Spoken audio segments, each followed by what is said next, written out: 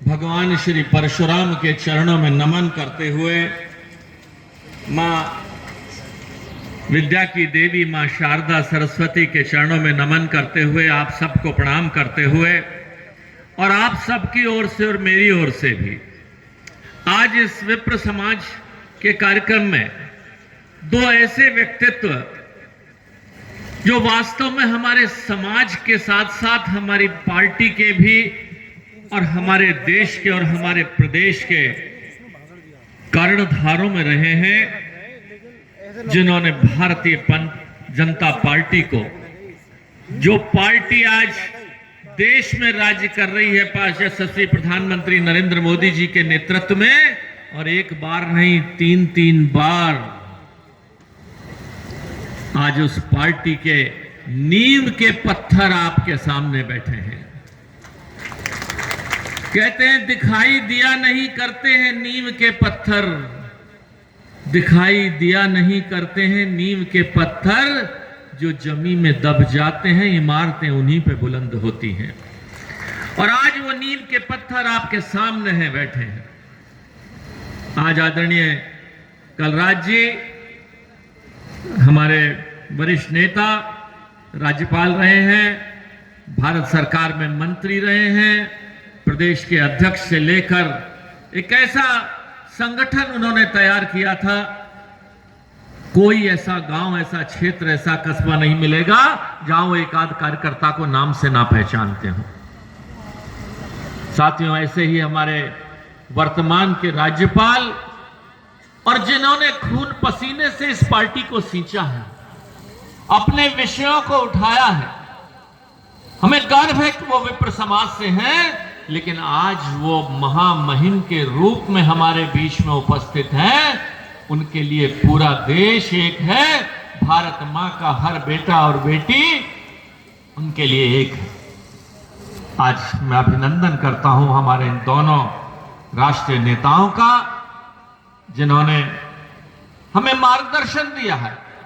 जो विप्र समाज से, विप्र कुल से जो अपेक्षा करता है समाज, ये समाज हमें दिशा देगा, ये समाज हमें मार्गदर्शन देगा, ऐसे हमारे मुखियाओं का मैं अभिनंदन करता हूं।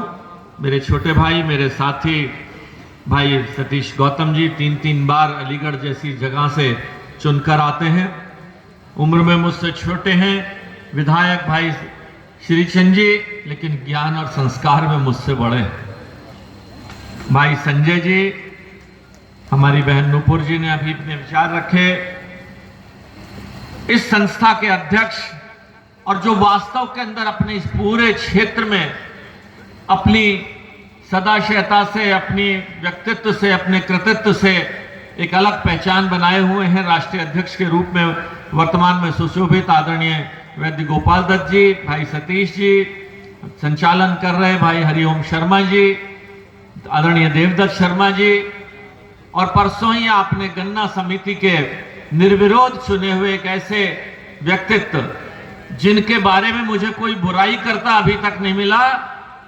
किसी ने चुनाव लड़ने से भी क्या कह दिया, भैया अगर ऋषिपाल शर्मा जी गन्ना समिति के अध्यक्ष बन रहे हैं तो हमें स्वीकार करें। मैं बधाई देता हूं, जरा खड़े हो जाओ ऋषिपाल जी अपनी जगह पर।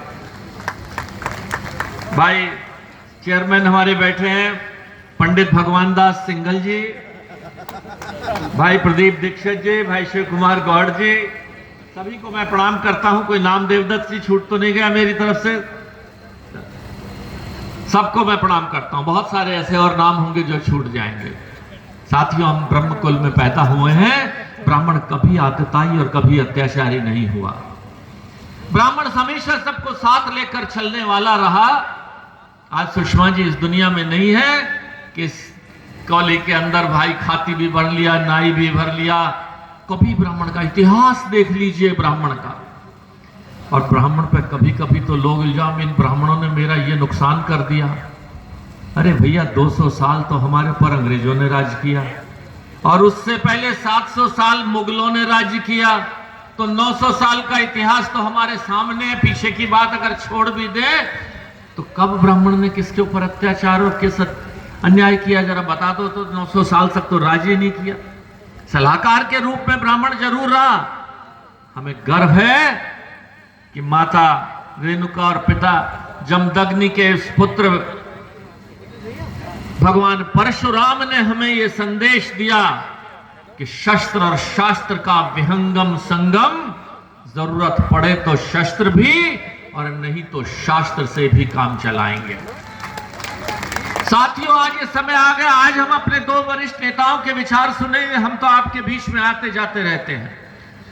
मेरा समाज मेरी जड़ है, जिन्होंने मुझे तीसरी बार पूरे उत्तर प्रदेश में 5,60,000 सबसे बड़ी जीत दिलाई है। मैं चरणों का वंदन करता हूं अपने समाज के इसका। ये मेरा तना है, ये मेरी नींव है, ये मेरा जड़ है।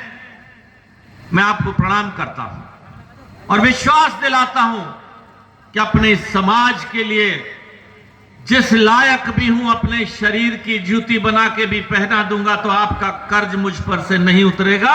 यह विश्वास मैं आपको दिलाता हूं। जिंदाबाद। साथियों, एक संदेश जरूर लेकर जाना जो हमारे सभी ने कहा है। इस बंधी मुट्ठी को, हम कान्यकुब्ज हैं, हम सारस्वत हैं, हम गौड़ हैं, हम त्यागी हैं, इसमें बंटने मत देना। कुछ लोग इस तरह की साजिश करते हैं। अगर आज के इस कार्यक्रम का आयोजन सफल यही हो जाएगा कि आप ये संकल्प लेकर जाओ कि समाज को बंटने नहीं देंगे, आपस में एक दूसरे के साथ खड़ा होना, शक्ति संचय करना। ब्राह्मण गरीब हो सकता है, लेकिन गरीब होने के साथ साथ ये मनुष्य, इंसान की सबसे बड़ी या सुंदर कृति है। ध्यान रखना, ये मनुष्य सिर्फ देने वाले को, जिसका हाथ यूं होता है, उसको नमन करता है। आप यहां से बाहर जाओ, किसी भिखारी को 500 रुपए दे दो, आप उसके पांव नहीं छूते, उसके साथ सांत्वना रखते हो, सिंपैथाइज करते हो कि मैंने एक भिखारी को 500 रुपए दिए। पांव छूते हो आप अपने वरिष्ठ नेताओं का, अक्षय प्रताप शुक्ला जी का, कलराज मिश्रा जी का, अपने गुरु का, अपने मास्टर का, जो हो सकता गरीब हो।